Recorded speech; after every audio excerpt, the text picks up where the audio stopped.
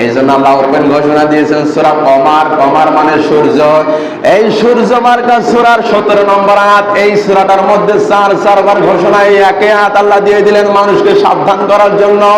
ওয়ালাকাদ ইয়াসসারনাল কুরআনা লিযিকরি ফাহাল মিন মুদ্দাক্কির। জোরে বলেন আল্লাহু আকবার।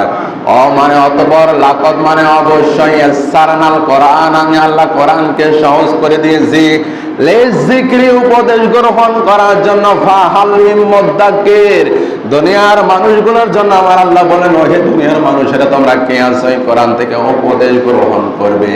আমার আল্লাহ প্রশ্নবোধক সেন্টেন্স, ইন্টারগেটিভ সেন্টেন্স দিয়ে দিয়েছেন। বলেন সুবহানাল্লাহ।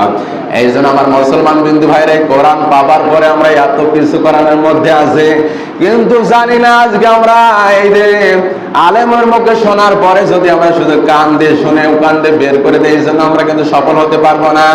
শোনার পরে যদি অনুধাবন করে যদি আমরা বাস্তব জীবনে মানতে পারি, আমরা মুসলমান। কথা বলেন ঠিক কিনা? এই আয়াতগুলোর কাছে যখন আপনি আত্মসমর্পণ করবেন, মেনে নেবেন, প্র্যাকটিক্যাল লাইফে নিজ আমল করে মানুষকে দেখাবেন আমার আল্লাহর সন্তুষ্টির লক্ষ্যে, তখন আপনি পূর্ণ মুসলমান হলেন। আর এই মুসলমান হয়ে যখন আপনি কবরে যাবেন, কবরটাকে আমার আল্লাহ মেনে জান্নাতে রূপান্তরিত করে দেবে। বলেন সুবহানাল্লাহ। আর যদি নামে মুসলমান হয়ে যান, কোরআনের কোনো যদি জ্ঞান না থাকে, আর এই জন্য পৃথিবীর বুকে সর্বশ্রেষ্ঠ বাণী, আর সর্বশ্রেষ্ঠ বাণী হয়েছে সব চাইতে আল্লাহর সর্বপ্রথম যে বাণী এই পৃথিবীতে অবতরণ করেছেন, সেই বাণীটি হচ্ছে ইকরা। ইকরা মানে পড়ো, ইকরা মানে বোঝো, ইকরা মানে জানো। এই জানা বোঝার কাজ হচ্ছে কোরআনকে নিয়ে অনুধাবন করা, চিন্তা করা, গবেষণা করা।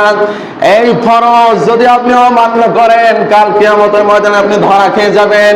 প্রথম নম্বর ফরজ হচ্ছে আমাদেরকে জ্ঞান অর্জন করতে হবে।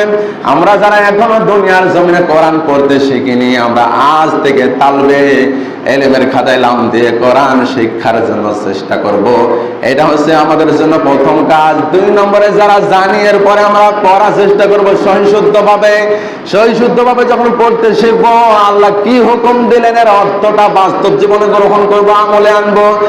এরপরে যদি আমরা আমলে আনার পরে যদি আমরা এটা প্রচার করতে পারি, এরপরে যদি আমরা কোরআন কায়েমের জন্য, আল্লাহর বিধান কায়েমের জন্য যদি দুনিয়ার জমিনে একমত হয়ে কাজ করতে পারি, আমার আল্লাহ বলেছেন ওই সকল মানুষগুলো হচ্ছে আমি আল্লাহর খাস লোক। বলেন সুবহানাল্লাহ।